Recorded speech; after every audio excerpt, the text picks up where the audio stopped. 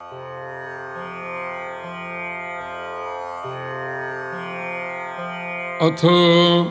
श्रीकृष्णाष्टकम्।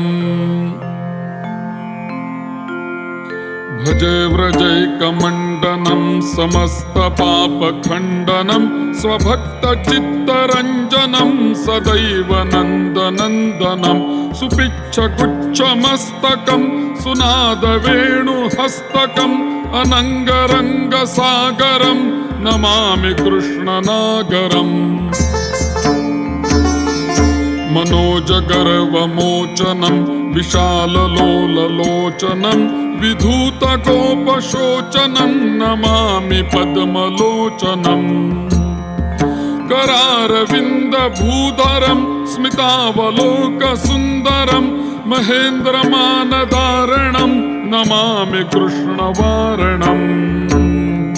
कदम्बसूनुकुण्डलं सुचारुगण्डमण्डलं व्रजाङ्गनैकवल्लभं नमामि कृष्णदुर्लभम्।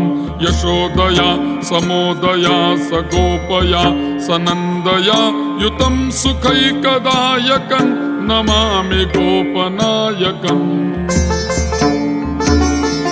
सदैव पादपङ्कजं मदीयमानसे निजं दधानमुक्तमालकं नमामि नन्दबालकं। समस्तदोषशोषणं समस्तलोकपोषणं समस्तगोपमानसं नमामि नन्दलालसम्। भवो भरावतारकं भवाब्धिकरणधारकं यशोमती किशोरकं नमामि चित्तचोरकं। दुर्गन्तकान्तभङ्गिनं सदा सदा लसङ्गिनं दिने दिने नवन्नवं नमामि नन्दसम्भवम्।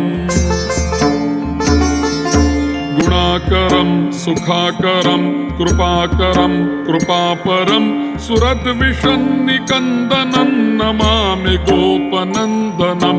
नवीनगोपनागरं नवीनकेलिलम्पटं नमामि मेघसुन्दरं तडित्प्रभालसत्पटम्। समस्तगोपनन्दनं हृदम्बुजैकमोदनं नमामि कुञ्जमध्यगं प्रसन्नभानुशोभनं। निकामकामदायकं दुर्गन्तचारुसायकं रसालवेणुगायकं नमामि कुञ्जनायकम्।